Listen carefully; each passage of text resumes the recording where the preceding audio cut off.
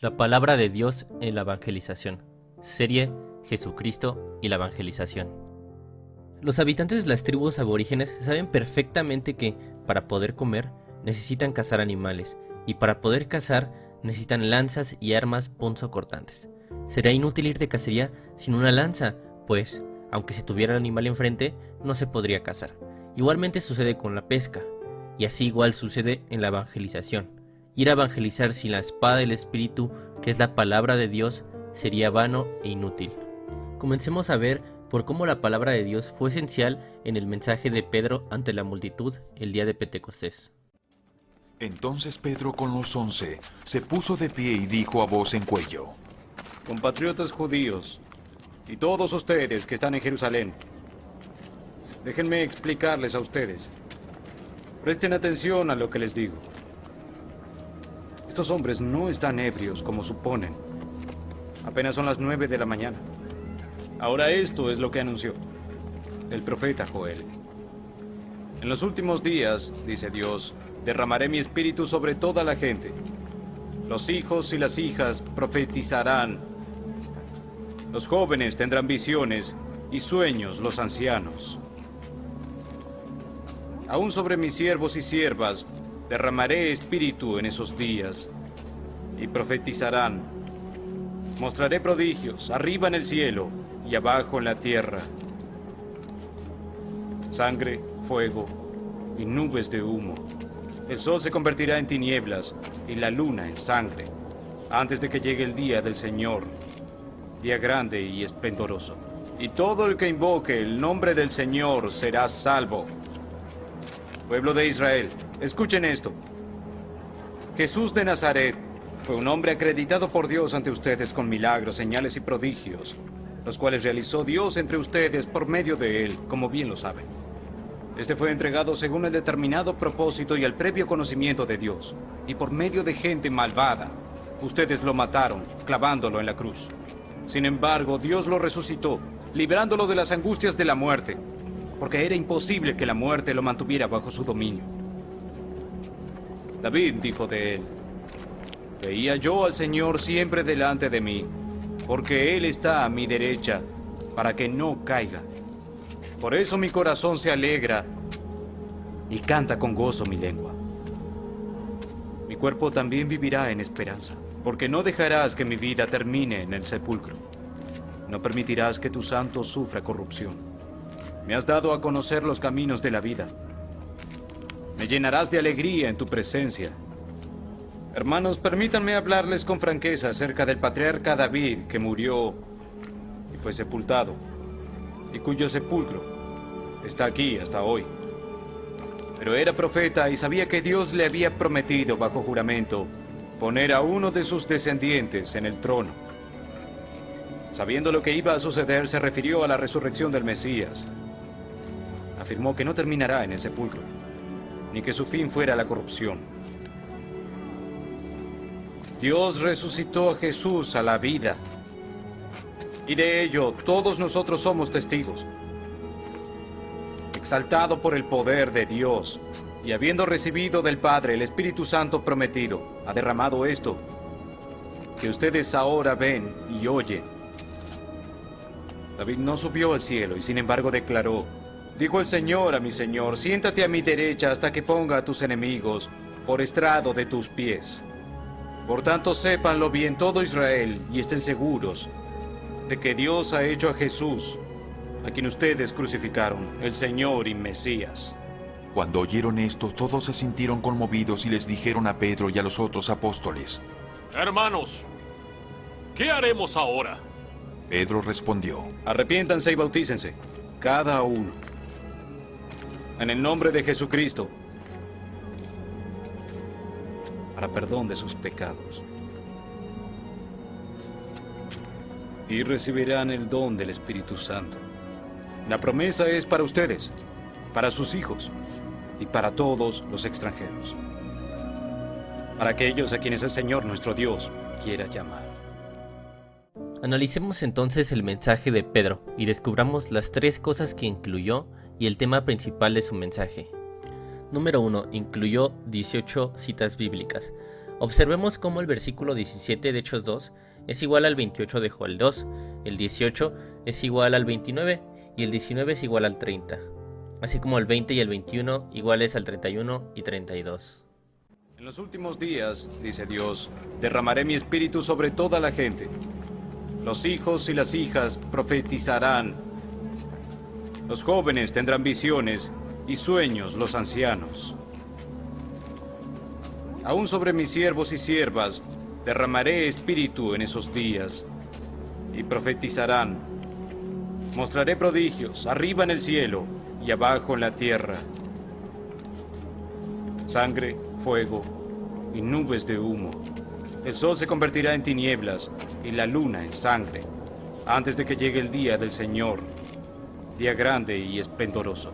Y todo el que invoque el nombre del Señor será salvo. Asimismo, Hechos capítulo 2 versículo 17 es referencia de Zacarías capítulo 12 versículo 10. En los últimos días, dice Dios, derramaré mi espíritu sobre toda la gente. Los hijos y las hijas profetizarán. Los jóvenes tendrán visiones y sueños los ancianos. Hechos capítulo 2 del versículo 25 al 28 es referencia del Salmo capítulo 16 del versículo 8 al 11. David dijo de él: veía yo al Señor siempre delante de mí, porque Él está a mi derecha, para que no caiga. Por eso mi corazón se alegra y canta con gozo mi lengua. Mi cuerpo también vivirá en esperanza, porque no dejarás que mi vida termine en el sepulcro. No permitirás que tu santo sufra corrupción. Me has dado a conocer los caminos de la vida. Me llenarás de alegría en tu presencia. Hechos capítulo 2 versículo 29 es referencia de Primera de Reyes capítulo 2 versículo 10 y también de Nehemías capítulo 3 versículo 16. Hermanos, permítanme hablarles con franqueza acerca del patriarca David, que murió y fue sepultado, y cuyo sepulcro está aquí hasta hoy. Hechos capítulo 2 versículo 30 es referencia de 2 de Samuel capítulo 7 del versículo 2 al 13 y del Salmo 132 versículo 11. Pero era profeta y sabía que Dios le había prometido bajo juramento poner a uno de sus descendientes en el trono. Hechos capítulo 2 versículo 31 es referencia del Salmo capítulo 16 versículo 10. Sabiendo lo que iba a suceder, se refirió a la resurrección del Mesías. Afirmó que no terminará en el sepulcro, ni que su fin fuera la corrupción. Hechos capítulo 2 versículo 34 al 35 es referencia del Salmo capítulo 110 versículo 1. David no subió al cielo y sin embargo declaró: dijo el Señor a mi Señor, siéntate a mi derecha hasta que ponga a tus enemigos por estrado de tus pies. Hechos capítulo 2 versículo 39 es referencia de Isaías capítulo 57 versículo 19. La promesa es para ustedes, para sus hijos y para todos los extranjeros, para aquellos a quienes el Señor nuestro Dios quiera llamar. ¿Qué versículos bíblicos deberíamos saber de memoria para evangelizar de manera más efectiva? Miren, básicamente deberíamos tener memorizados al menos 4 versículos. El primero, un versículo que hable del amor de Dios. Segundo, un versículo que hable del pecado y las consecuencias del mismo pecado.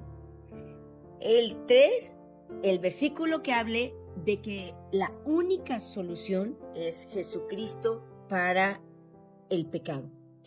Y el cuarto es que hable acerca de lo que debemos hacer para ser salvos.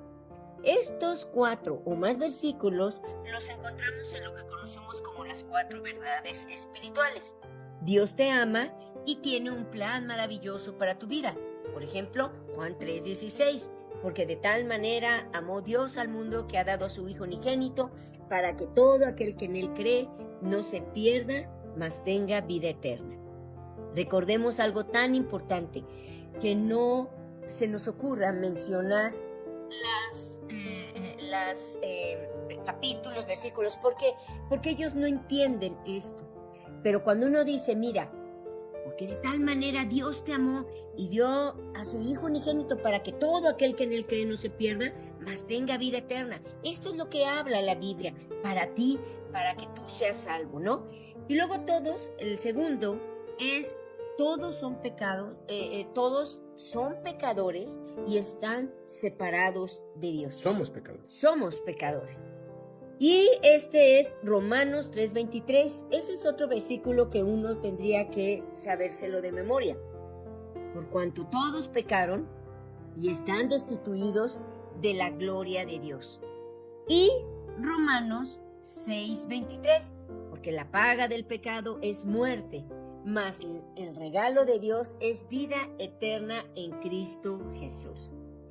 Jesucristo es la única provisión para el pecado.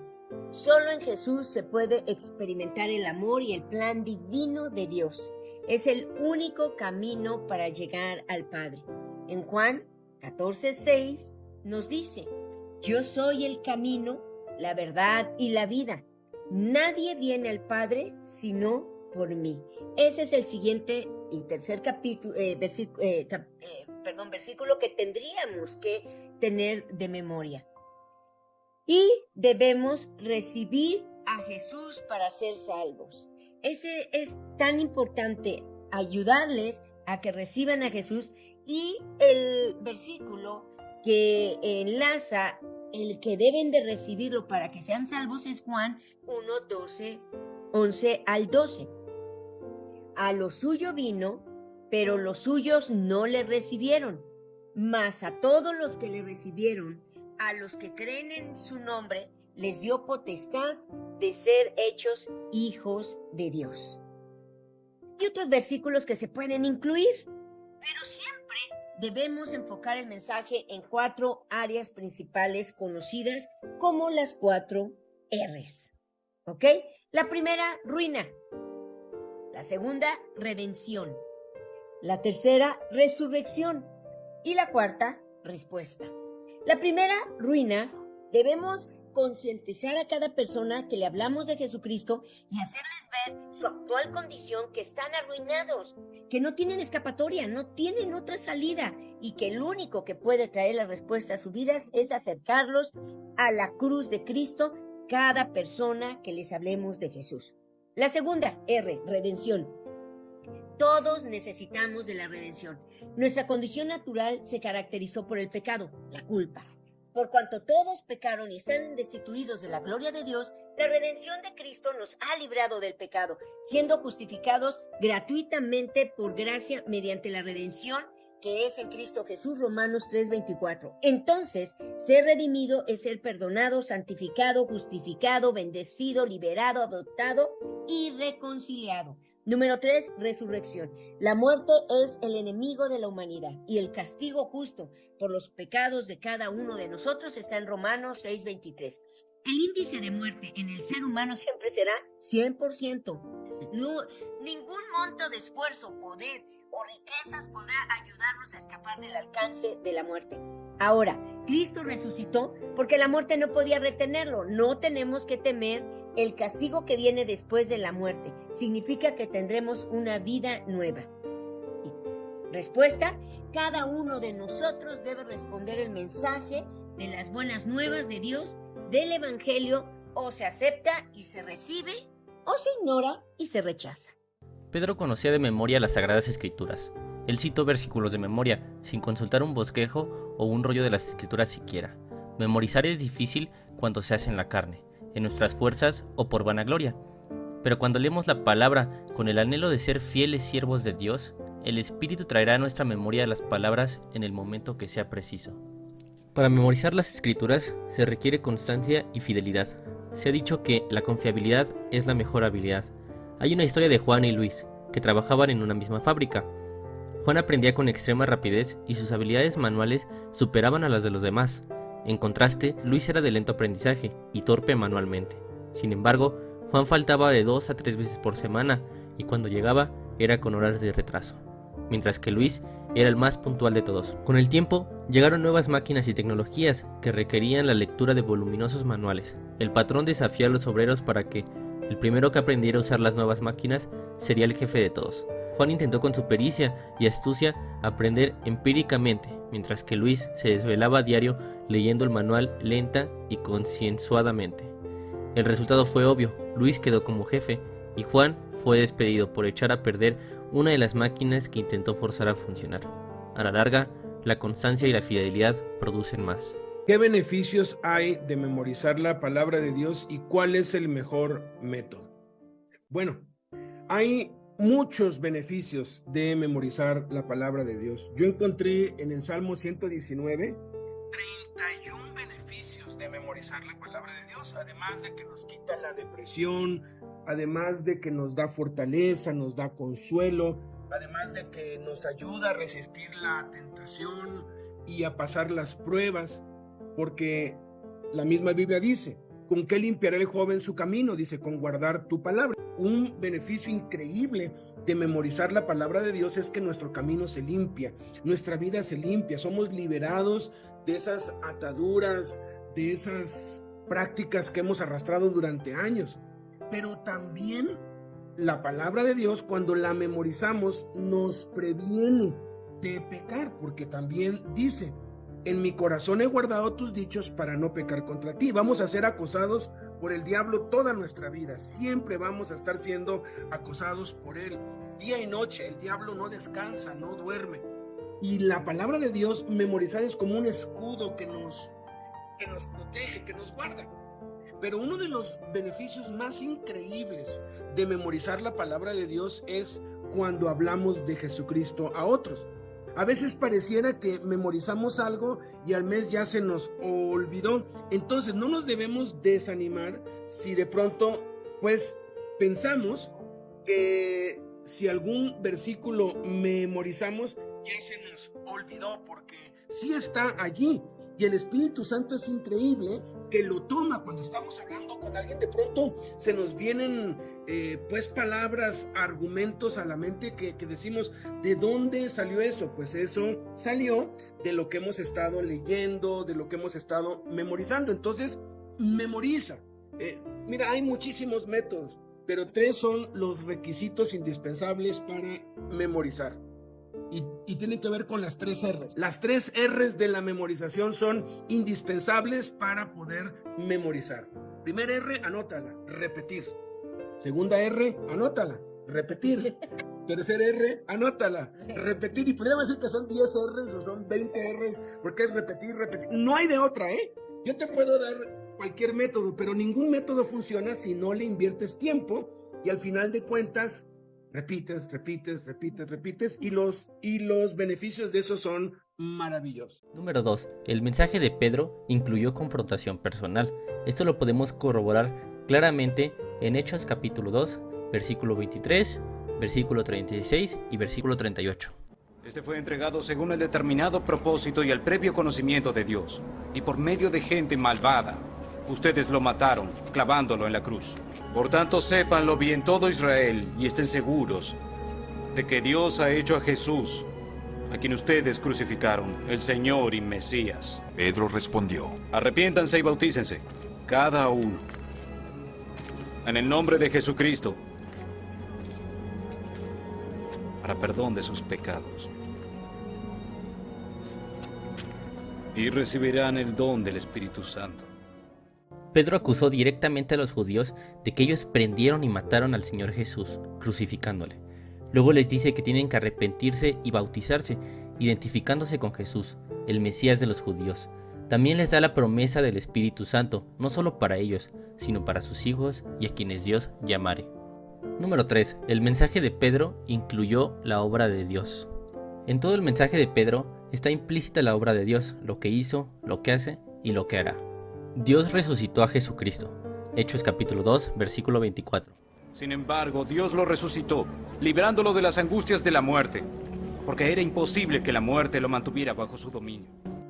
Dios sentó a Jesús a su diestra. Hechos capítulo 2, versículo 34. David no subió al cielo y sin embargo declaró: dijo el Señor a mi Señor, siéntate a mi derecha. Dios pone a los enemigos de Jesucristo a sus pies. Hechos capítulo 2, versículo 35. Hasta que ponga a tus enemigos por estrado de tus pies. Dios perdona pecados. Hechos capítulo 2, versículo 38. Pedro respondió: Arrepiéntanse y bautícense, cada uno, en el nombre de Jesucristo, para perdón de sus pecados. Dios da el Espíritu Santo. Hechos capítulo 2, versículo 38. Y recibirán el don del Espíritu Santo. Dios nos llama. Hechos capítulo 2, versículo 39. La promesa es para ustedes, para sus hijos y para todos los extranjeros, para aquellos a quienes el Señor nuestro Dios quiera llamar. Cada vez que evangelicemos, debemos incluir la obra de Dios en nuestro mensaje. Las personas deben saber lo que Dios ha hecho, lo que hace y lo que hará si responden al Evangelio. Número 4. El tema principal del mensaje de Pedro fue la resurrección. Hechos capítulo 2, versículo 32. Dios resucitó a Jesús a la vida, y de ello todos nosotros somos testigos. ¿Por qué la resurrección de Jesús es el tema más importante de toda la Biblia? Pudiéramos explicar el hecho más importante en la historia de la humanidad, los sucesos que cambiaron para siempre la vida de millones de personas alrededor del mundo. Evidentemente es el tema más importante, la resurrección de Jesucristo. Cuando hablamos a las personas de que Dios es grande y los ama, y el Espíritu Santo se revela en sus corazones, podemos predicarles que la Biblia afirma que Él es el Hijo de Dios, que se hizo hombre y habitó entre nosotros con un propósito principal.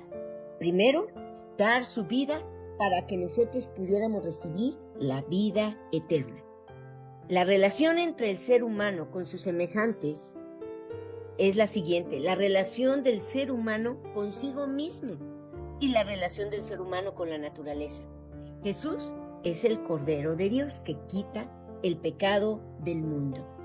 Y a través de su resurrección, ahora tenemos una esperanza viva que nos alienta a vivir con la expectativa de su segunda venida en la restauración será final y eterna. ¿Por qué entonces hablarle a las personas de la resurrección en el mensaje de salvación? Miren, debemos testificar a toda persona que la muerte de Jesús transforma el corazón de piedra y lo hace un corazón de carne. La base del cristianismo bíblico es el Evangelio. El Evangelio son las buenas nuevas de Jesucristo. Si queremos evangelizar a las personas, debemos de comunicarles para que comprendan el plan de Dios para la humanidad. Es indispensable entender aquello que está en el corazón de estas buenas nuevas. Allí, en el centro, en el corazón del Evangelio, está el concepto de la resurrección. Es la liberación total y absoluta del pecado del ser humano. El centro del mensaje de Pedro al evangelizar a la multitud fue la resurrección de Cristo. Del mismo modo, el centro de nuestros mensajes al evangelizar debe ser la resurrección de Cristo. Como dijo un gran predicador, todo mensaje evangelístico efectivo debe contener las 3 R: ruina, redención y resurrección. Si así lo hacemos, seremos efectivos en ganar personas para Cristo. Analicemos ahora el poder de la palabra de Dios y por qué es esencial en la evangelización. La palabra de Dios es, pues, esencial e indispensable en la evangelización, pues es el único medio por el cual las personas pueden encontrar la salvación en Cristo Jesús. Las características de la Biblia nos muestran su efectividad al evangelizar al mundo para Cristo. Veamos 5 características que hacen de la Biblia única, esencial e indispensable en la evangelización. Número 1. Es viva y eficaz. Hebreos capítulo 4, versículo 12. Pues la palabra de Dios es viva y poderosa. Es más cortante que cualquier espada de 2 filos. Penetra entre el alma y el espíritu, entre la articulación y la médula del hueso. Deja al descubierto nuestros pensamientos y deseos más íntimos. Número 2. Es espíritu y es vida. Juan capítulo 6, versículo 63. El espíritu da vida. La carne no vale para nada. Las palabras que les he hablado son espíritu y son vida. Número 3. Es poderosa. Hechos capítulo 20, versículo 32. Y ahora los encomiendo a Dios y al mensaje de su gracia, que tiene poder para edificarlos y darles una herencia junto con todos los que Él ha consagrado para sí mismo. Número 4. Actúa en los creyentes. Primera de Tesalonicenses, capítulo 2, versículo 13. Por lo tanto, nunca dejemos de agradecer a Dios, porque cuando recibieron su mensaje de parte de nosotros, no consideraron nuestras palabras como solo ideas humanas. Tomaron lo que dijimos como la misma palabra de Dios, la cual por supuesto lo es. Y esta palabra sigue actuando en ustedes, los que creen. Número 5. Es la espada del Espíritu. Efesios capítulo 6, versículo 17. Pónganse la salvación como casco y tomen la espada del Espíritu, la cual es la palabra de Dios. ¿Cómo debemos usar la palabra de Dios en la misión que Dios nos ha dado? Lo más importante es usarla, ¿verdad? Porque la palabra de Dios es realmente lo que penetra, lo que cala, es realmente lo que va a llegar al corazón de la gente, aun cuando no pase por su mente. Desafortunadamente, el evangelio se ha diluido.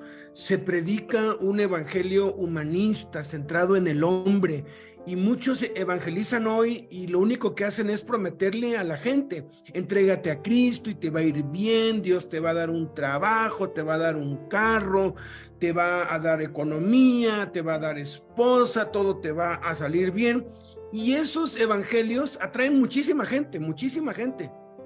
Pero cuando vienen las pruebas, cuando vienen las tribulaciones, cuando viene la realidad, 9 de cada 10, y ahorita vamos a ver unas estadísticas reales, se apartan. A veces hasta, o sea, ya hablando de miles, son como el 90 y tantos % que se aparta, porque cuando ven la realidad, entonces creen que pues Dios no existe o que fue pura mentira, pero les están predicando un evangelio diluido, un evangelio falso, porque no están hablándoles de Cristo conforme a la palabra de Dios. Debe ser la palabra de Dios la que hablemos. Debe ser conforme a lo que la Biblia dice que debemos nosotros hablarle de Cristo a otros, aun cuando parezca que no es lógico o que no es efectivo. Al final de cuentas sí lo es. Les cuento 2 anécdotas particulares. Cuando yo no conocía a Cristo en Tuxtla Gutiérrez, una vez fui al parque, llegaron unas visitas de la casa y los llevamos al Zócalo a ver allí las cosas, y de pronto un señor loco estaba hablando, pero así gritando y hablando, y yo hasta me dio pena. No, ese es un loco que anda por ahí. Pero de entre las cosas que dijo, él dijo esto: y en ningún otro hay salvación, porque no hay otro nombre bajo el cielo dado a los hombres por el cual podamos ser salvos. Como que eso captó mi atención y dije: está loco. Pero años después, cuando ya conocí a Cristo, esas palabras de ese loco brillaron aquí en mi mente y yo le di tantas gracias a Dios por ese loco.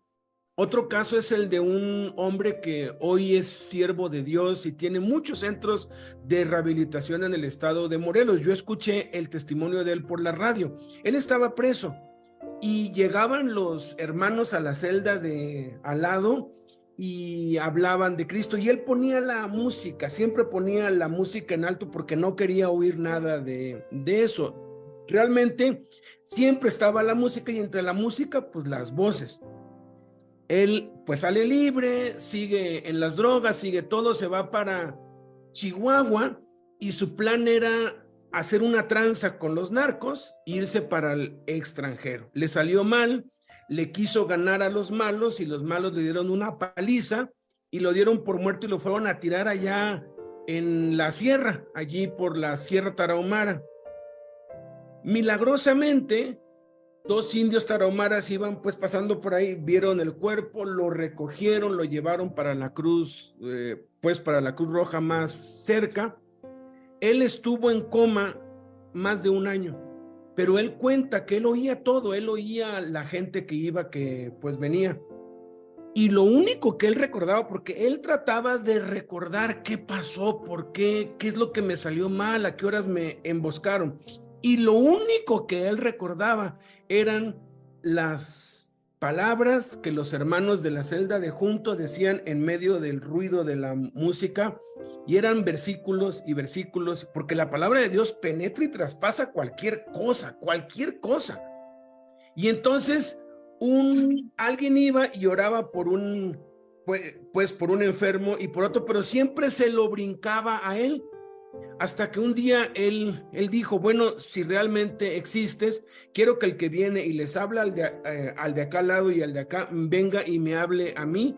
Y este hombre ese día llegó, le habló por el oído y lo llevó a Cristo, estando él en coma. Cuando él sale de la coma, ¡wow!, vuelve convertido a Cristo, porque la palabra de Dios es viva, eficaz, tiene poder y tenemos que usarla. Vamos ahorita a ver un video dura 11 minutos y medio, casi 12, de cómo realmente tenemos que usar la palabra de Dios al evangelizar a los que no conocen a Cristo. Pónganle mucha atención porque es un resumen de todo lo que hemos compartido hasta ahorita. ¿Has escuchado las estadísticas acerca de que millones de personas han decidido recibir a Cristo? ¿Has escuchado que parece que la iglesia aumenta en número? Pues bien, queremos compartir un secreto contigo. Se llama la tasa de alejamiento. Del 80 al 90% de los que toman la decisión de recibir a Cristo ahora se están alejando de la fe. Eso significa que el evangelismo moderno y los métodos que usa para atraer a las personas a la iglesia produce de 80 a 90 de aquellos a los que llamamos deslizados entre cada 100 decisiones por Cristo. Te voy a dar un ejemplo. Hace algunos años, una denominación de renombre en Estados Unidos logró conseguir 294,000 decisiones para Cristo. 294,000. Desafortunadamente, solo pueden encontrar 14,000 en comunión. No pudieron dar cuentas por 280,000 de sus decisiones. Y estos son resultados evangelísticos normales y modernos, desde las iglesias locales hasta las grandes cruzadas. Y creemos que esta tragedia sucede no por la falta de seguimiento, sino más bien porque la iglesia se ha apartado de la manera bíblica de presentar el evangelio, como lo hizo Jesucristo. Así que miremos ahora cómo el acercamiento de Jesús fue radicalmente diferente de los típicos métodos modernos. En Marcos 10, versículo 17, tenemos la historia de un joven rico quien se acerca a Jesús y le dice: «Buen maestro, ¿qué debo hacer para heredar la vida eterna?». Ahora, no sé tú, pero si me sucediera a mí, estaría muy emocionado. Esa sería una oportunidad única en la vida. Noten que Cristo no dice: «Oh, amigo mío, en tu corazón tienes un hoyo en forma de Dios que solo yo puedo llenar. Y si dijeras esta oración y me pidieras que entre en tu corazón, tendrás amor, gozo, paz e irás al cielo a morir». No, Cristo comenzó diciendo: «¿Por qué me llamas bueno si no hay ninguno más que uno? Y ese es Dios». Así que corrigió a este hombre en su entendimiento de la palabra bueno. Y entonces, él le indicó los 10 mandamientos. Le dio 5 de ellos. Le dijo: «¿Tú conoces la ley?». Le dijo: «No mentirás, no hurtarás, no matarás, no serás adúltero, no defraudarás, honrarás a tu padre y a tu madre». Y el joven le dijo: «Maestro, he guardado eso desde mi juventud». Y luego Jesús le indicó la esencia del primer y segundo mandamiento. Y dijo: «Hay una cosa que aún te falta. Anda, vende todo lo que tienes y dalo a los pobres, y tendrás el tesoro en el cielo. Y ven y sígueme». Y la Biblia dice que el hombre se fue triste. Y yo pienso dentro de mí, ¿qué no sabía Jesús que nadie puede guardar los 10 mandamientos? ¿No somos salvos por guardar la ley? Somos salvos por gracia. ¿Por qué le habló así? Digo, no habló del amor de Dios, de la gracia de Dios, no oró con él. Ni siquiera le dijo: Algo como, espera, regresa. ¿No quieres venir a mi casa este fin de semana a un cordero asado para que pueda establecer una relación contigo sin polémica y sin condiciones? A mí me parece que Jesús quizás se hubiera beneficiado de un curso de evangelismo por amistad. Mas ese fue mi entendimiento poco profundo e inmaduro de lo que él hacía. Él utilizaba un principio que prepara al corazón para la gracia. Es un principio que ha sido utilizado por Charles Spurgeon, John Wesley, George Whitefield, y convierte al alma conforme a la Biblia, mostrando a cada persona el por qué necesita al Salvador. Es una clave que cambia todo. Y es por eso que el enemigo no quiere que la tengan. Es algo que el enemigo ha torcido a través de los años, lo ha usado mal y lo ha escondido, de manera que parte de la iglesia no sabe que existe. Es por eso que lo llamamos lo que el diablo no quiere que sepas. Así que por favor, mírenlo y escuchen atentamente y no se dejen distraer por nada. La Biblia nos dice en el Salmo 19, verso 7, la ley del Señor es tan perfecta que convierte al alma. ¿Qué dice la Biblia que es tan perfecta y hasta convierte al alma? Esta escritura lo hace muy claro. La ley del Señor es tan perfecta que convierte al alma. Para ilustrar la función de la ley de Dios, miremos la ley civil por un momento. Imagínate si yo te dijera, tengo buenas noticias para ti. Alguien acaba de pagar una multa de $25,000 por exceso de velocidad por ti. Es probable que me mires y digas, esas no son buenas noticias, no tiene sentido. Yo no tengo una multa de $25,000. ¿Ves? Es probable que mis buenas noticias no fueran buenas porque parecería tonto. Pero más que eso, también suena ofensivo, porque estoy insinuando que has quebrantado la ley cuando crees no haberlo hecho. Pero si te lo dijera así, podría tener más sentido. En tu camino hacia acá, un policía te vio yendo a 55 millas por hora en una área apartada para una convención de niños ciegos. Habían 10 señales claras indicando que 15 millas por hora era la velocidad máxima. Pero tú pasaste por ahí a 55 millas por hora. Lo que hiciste fue muy peligroso. La ley estaba por actuar cuando alguien que ni siquiera conoces llegó y pagó la multa por ti. Tú eres muy afortunado. Puedes ver que el decirte primero lo que has hecho mal realmente hace que las buenas nuevas tengan sentido. Si no traigo información clara que violaste la ley, las buenas nuevas parecerán necias y ofensivas. Pero si entiendes que violaste esa ley, esas buenas nuevas se hacen buenas de verdad.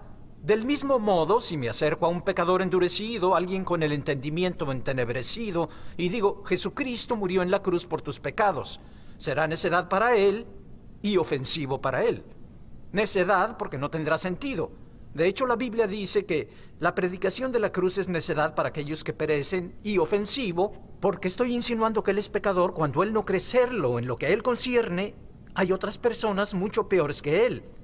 Pero si tomo el tiempo para seguir los pasos de Jesús, quizás tenga más sentido.